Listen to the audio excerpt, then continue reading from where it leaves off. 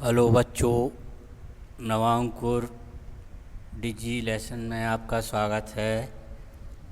मैं आपको आज कक्षा 11 वाणिज्य संकाय कॉमर्स के अंतर्गत इकाई 7 वित्तीय विवरण का भाग 2 बताऊंगा। भाग 1 में आप पहले वित्तीय विवरण के विषय में सुन चुके हैं। तो इसको ऐसे भी कह सकते हैं, एक वित्तीय विवरण बिना समायोजन के बनाए जाते हैं और एक वित्तीय विवरण समायोजन सहित बनाए जाते हैं। अब ये समायोजन क्या होता है, इसके विषय में आपको थोड़ा सा बता देता हूँ। पिछले भाग 1 में आपने व्यापार खाता, लाभ हानि खाता और चिट्ठे के विषय में मैंने बताया था कि व्यापार का सकल लाभ हानि जानने के लिए व्यापार खाता और शुद्ध लाभ हानि जानने के लिए व्यापार का लाभ हानि खाता और व्यापार की आर्थिक तस्वीर जानने के लिए चिट्ठा बनाया जाता है। लेकिन बच्चों, होता क्या है कि जब हम व्यापार के अंतिम खाते या वित्तीय विवरण तैयार कर रहे होते हैं तो हम अपनी पुस्तकों पर, लेखांकन की पुस्तकों पर नज़र डालते हैं तो कुछ सौदे ऐसे होते हैं जिनका संबंध अगले साल से होता है और वो घटित इस साल हो जाते हैं। कुछ ऐसे होते हैं जिनका संबंध इस साल से होता है लेकिन उनको वास्तविक लेन देन अगले साल होता है। तो जब हम व्यापार के वित्तीय विवरण तैयार करते हैं तो हम वित्तीय विवरण तैयार करने का एक उद्देश्य होता है कि विवरण जो है हमारे बिल्कुल शुद्ध हों।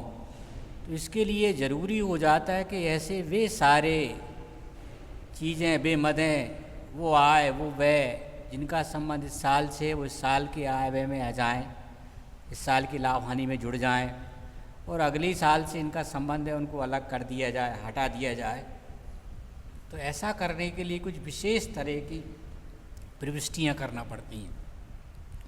इन्हीं को हम समायोजन के नाम से जानते हैं। तो भाग 2 ये बताता है। भाग 1 में बिना समायोजन वाले वित्तीय विवरण थे और भाग 2 में आपको समायोजन के विषय में बता रहे हैं। तो सरल भाषा में चालू साल से संबंध रखने वाली आय व्यय को, यदि वो व्यय का भुगतान नहीं हुआ, आय प्राप्त नहीं हो तो उसको शामिल करना। अगले साल की कोई आय मिल गई है, व्यय का भुगतान कर दिया तो उसको हटाना। और भी बहुत सारे समायोजन होते हैं, उन सबको वित्तीय विवरणों में शामिल करना समायोजन करना कहलाता है। इनके लिए कुछ विशेष लेखे होते हैं, विशेष प्रविष्टियाँ होती हैं, उनको समायोजन प्रविष्टियों के नाम से जानते हैं। अब मैं एक एक करके आपको बताता हूँ। समायोजन का आशय लिखा है, देखो। चालू साल मतलब जिस साल का हम हिसाब किताब बना रहे हैं उस साल से होता है। जो लेन देन छूटे हुए हैं, लेन देनों को पुस्तकों में लिखना, चालू साल से संबंध न रखने वाले लेन देनों को अलग करना, अपूर्ण को पूरा करना, त्रुटियों का सुधार करना, समायोजन करना कहलाता है। अब एक ऐसे समायोजन करते हैं, ये व्यवहारिक प्रश्नों में मैं आपको बताऊंगा। सामान्यतः समायोजन तलपट के बाहर अतिरिक्त सूचना के रूप में दिए जाते हैं, क्योंकि इनके लिए जनरल एंट्रियाँ तो हुई नहीं होती हैं, तो इनको तलपट के बाहर लिखा जाता है। सामान्यतः जनरल एंट्री यदि हो जाती है तो फिर तलपट में शामिल कर लेते हैं। तो तलपट में तो केवल सामान्यतः वही खाते, डेबिट क्रेडिट शेष आते हैं जिनका लेखा ऑलरेडी हो चुका होता है। समायोजनों का पुस्तकों में लेखा साल के अंत में ही होता है और तलपट बनाने के बाद ही हम उनको सूचना के रूप में देखते हैं। फिर समायोजन एंट्री कर करके उनको यथास्थान व्यापार खाता, लाभ हानि खाता और चिट्ठे में उनका लेखा करते हैं। ये समायोजन के नाम से जानते हैं। अब समायोजनों को कोई 5 उद्देश्य बताना है मुझे। व्यापार का शुद्ध लाभ हानि ज्ञात करना वही खाते का एक उद्देश्य होता है। इस उद्देश्य की पूर्ति के लिए समायोजन करना आवश्यक होता है। जैसे अभी मैंने बताया था आपको, कुछ संबंधित आय का लेखा करना, किसी एक व्यापारिक वर्ष से संबंधित आय और लाभ हानि खाते में शामिल करने चाहिए, चाहे वो प्राप्त हो गए हों या नहीं हों। कुछ बच्चों ऐसी आय होती हैं जो उनका संबंध इस साल से होता है लेकिन प्राप्त अगले साल होती है। लेकिन जब हम लाभ हानि की गणना करते हैं तो हम वो सारी आय को शामिल करते हैं जो प्राप्त हो गई हैं वो और जो नहीं हुई हैं वो। तो जो नहीं हुई है उनको लिखना, उनको कैसे जोड़ा या घटाया जाएगा, वो समायोजन करना ही कहलाता है। तो ये काम, ये उद्देश्य हो गया इसका। दूसरा है ऐसे व्यय जो एक व्यापारिक वर्ष से संबंधित व्यय हानियाँ हैं, लाभ हानि खाते में लिखना चाहिए, चाहे उनका भुगतान चालू साल में किया गया हो ना किया गया हो। कुछ व्यय ऐसे होते हैं इनका प्रतिफल हमें चालू साल में मिल जाता है, सेवाएं प्रति मिल जाती हैं, बट उनका भुगतान हम अगले वर्ष में करते हैं। तो ऐसे व्ययों को लाभ हानि में शामिल करना। अग्रिम आय को हटाना, अगले साल की आय इस साल यदि प्राप्त हो गई है तो उस आय को अंतिम खातों में शामिल ना करना, वो हटाना ही करना कहलाता है। जैसे चालू वित्तीय वर्ष की पुस्तकों से निकालकर अगले साल की पुस्तकों में ले जाना, ये उद्देश्य होता है। पूर्वदत्त व्यय वे व्यय होते हैं जिनका संबंध अगले साल से होता है लेकिन भुगतान किन्हीं कारणों से हम इस साल कर देते हैं, तो ऐसे व्ययों को अलग करना और अगले साल के व्यय में शामिल करना। संपत्तियों पर हिरास लगाना, संपत्तियों पर हिरास व्यवसाय का व्यय होता है, तो इनके लिए भी उचित समायोजन करना का प्रावधान करना भी इनका एक उद्देश्य होता है। तो ये 5 उद्देश्य, 5 महत्व इसके हो गए। अब ये 4 अत्यंत महत्वपूर्ण समायोजन होते हैं। समायोजन तो और बहुत भी होते हैं। अंतिम स्टॉक का समायोजन भी होता है, अदत्त का, पूर्वदत्त का, उपार्जित का, अनुपार्जित का, पूंजी पर ब्याज, आहरण पर ब्याज, और बहुत सारे आयोजन होते हैं, बस उनके लिए भी, सबके लिए समायोजन किए जाते हैं। बट वो व्यवहारिक प्रश्न जब आएंगे तब मैं आपको उन पर और प्रकाश डालूँगा। अभी आपको मैं 4 अदत्त, पूर्वदत्त, उपार्जित और अनुपार्जित के संबंध में बताता हूँ, कैसे इनकी जनरल एंट्री करते हैं, कैसे इनका समायोजन करते हैं, वो बताऊँगा। 2 का संबंध बच्चों यहाँ व्यय से है और 2 का संबंध यहाँ आय से है। ये चारों उन व्यक्तियों का प्रतिनिधित्व करते हैं जिनसे हमें पैसा लेना या देना होता है। इन चारों खातों का प्रकार जो है व्यक्तिगत होता है, व्यक्तियों की तरह होता है। तो सबसे पहले अदत्त व्यय, ये व्यय होते हैं इनकी सेवाएं प्रतिफल तो चालू वर्ष में हमें प्राप्त हो गया है लेकिन भुगतान चालू वर्ष में नहीं हो सका है।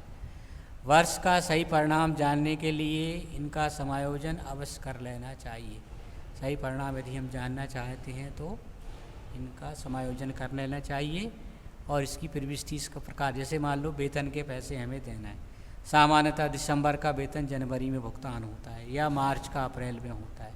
तो यदि हिसाब किताब हम जनवरी से दिसंबर तक रख रहे हैं तो दिसंबर का वेतन जनवरी में जाएगा, तो जनवरी मतलब अगला साल हो जाएगा। तो दिसंबर के वेतन को चालू साल के व्यय में से हम कैसे जोड़ें, ये करने के लिए जो भी व्यय होता है संबंधित व्यय खाता नामे करते हैं और अदत्त वेतन खाता क्रेडिट कर देते हैं। किराया होता तो किराया खाता नामे हो जाता था, अदत्त किराया खाता, अदत्त शब्द लगा करके ये नरेशन लिख दिया जाता है।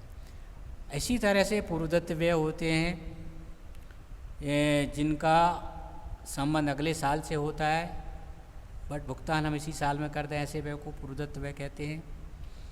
और इनके लिए समायोजन कर लेना चाहिए। पूर्वदत्त व्यय खाता नामे करते हैं, पूर्वदत्त बीमा खाता नामे करते हैं और बीमा खाता जमा करते हैं। कोई भी व्यय होता है उसके साथ अपने बीमा पूर्वदत्त शब्द लगा देते हैं।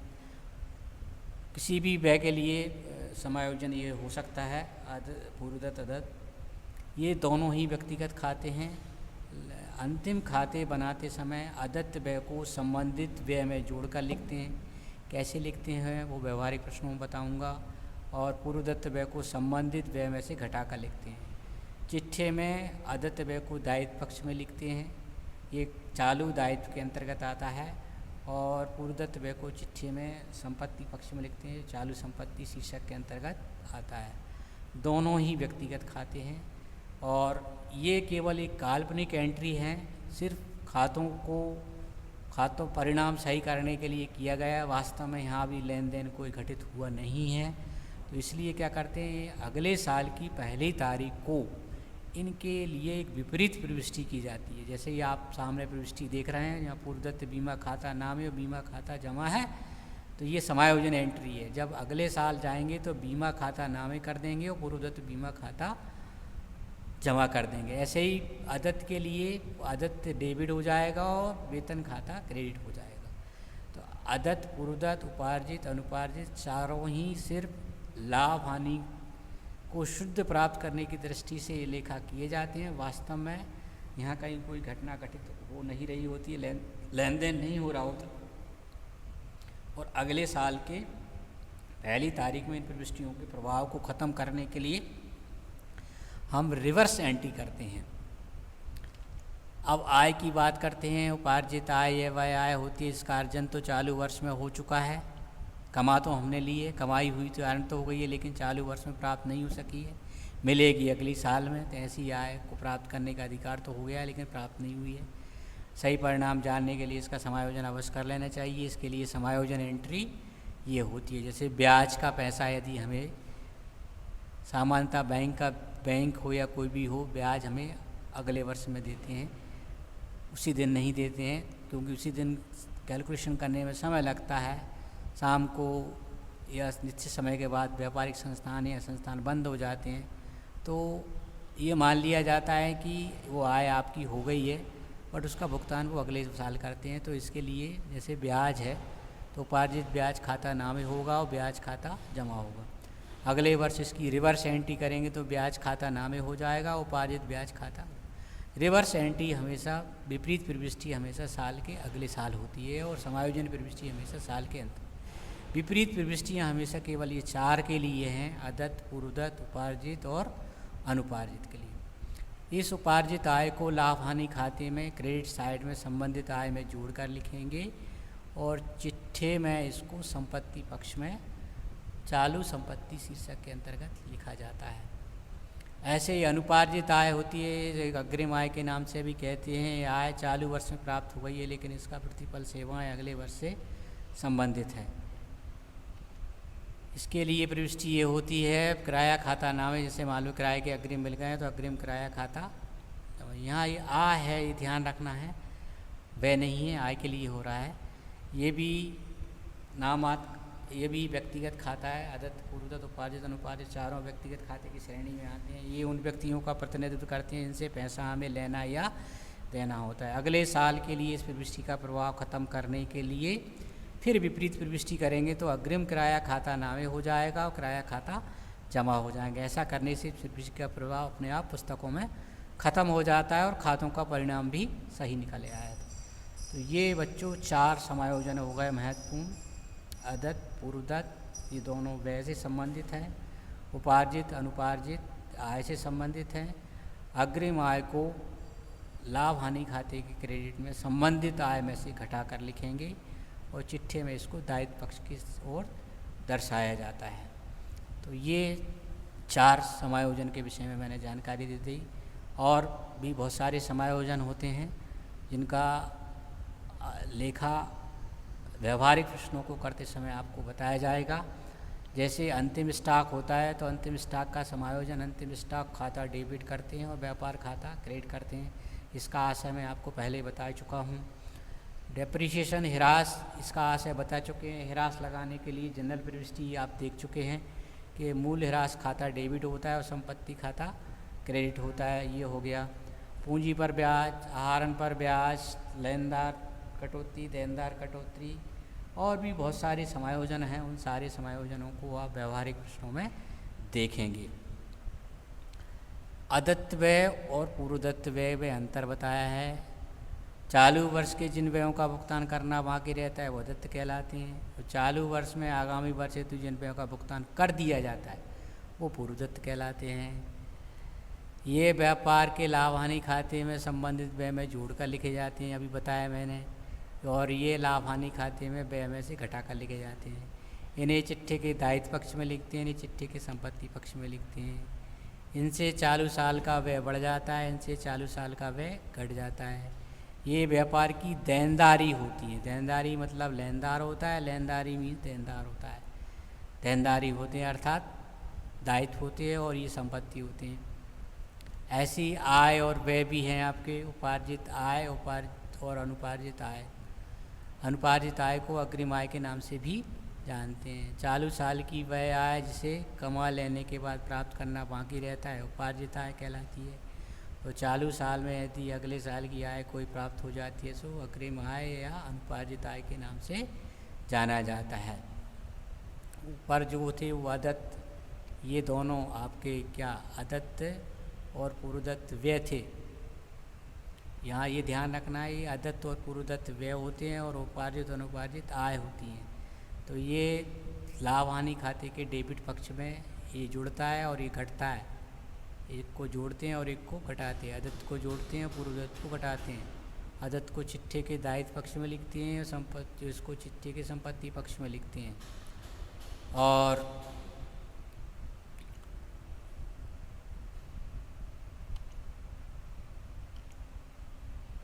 इसे लाभ हानि खाते में आय में जोड़कर लिखा जाता है और इसको घटाकर लिखा जाता है अनुपात। इसे चिट्ठी के संपत्ति पक्ष में लिखते हैं और इसको चिट्ठी के दायित्व पक्ष में दर्शाया जाता है। ये पहले भी मैंने दोहरा दिया जाए, अंतर में भी आ गया। बहुत महत्वपूर्ण चीज़ है। प्रत्येक जब भी अंतिम खाते हम बनाएंगे, व्यवहारिक प्रश्न करेंगे, तो इस तरह के समायोजन आपको देखने को मिलेंगे और बाकी चर्चा व्यवहारिक प्रश्नों के करते समय भी आपसे की जाएगी। ये आय व्यापार की लेनदारी है और ये व्यापार की देनदारी होती है। इनसे चालू वर्ष की आय बढ़ती है और इनसे चालू वर्ष की आय घटती है। यहाँ देनदारी लेनदारी को समझ लें। लेनदारी मीन्स मतलब देनदार होता है और देनदारी मीन्स मतलब लेनदार होता है। यहाँ देनदारी लेनदारी शब्द का यूज़ किया गया है। इसमें भ्रम ना पढ़ें, भ्रम में पड़ जाते हैं बच्चे। ये हो गया। और भी बच्चों बहुत सारे समायोजन हैं, इनका उल्लेख, इनको लिखने का तरीका जब आप व्यवहारिक प्रश्न देंगे तो व्यवहारिक प्रश्नों के समय ही उनका आशय बता दिया जाएगा, या दूसरे व्यवहारिक प्रश्नों को मैं यहाँ कहीं ना कहीं उनका उल्लेख आ गया है। जनरल भी आ गया है, जैसे मूल्यह्रास के अध्याय में मूल्यह्रास का पूरा विस्तार से वर्णन आ गया है। और ये अदत्त पूर्वदत्त उपार्जित ये आ गया। हाँ, अदत्त पूर्वदत्त और उपार्जित और अनुपार्जित का हम लेखांकन समीकरण में भी यथास्थान कैसे करते थे वो पहले आपको बता दिया गया है। अब आपकी व्यवहारिक प्रश्नों के हिसाब से सिर्फ 2 इकाइयाँ और बाकी रह गई हैं। शेष के लिए आप इंतज़ार करें। आज के लिए इतना ही और बहुत बहुत धन्यवाद।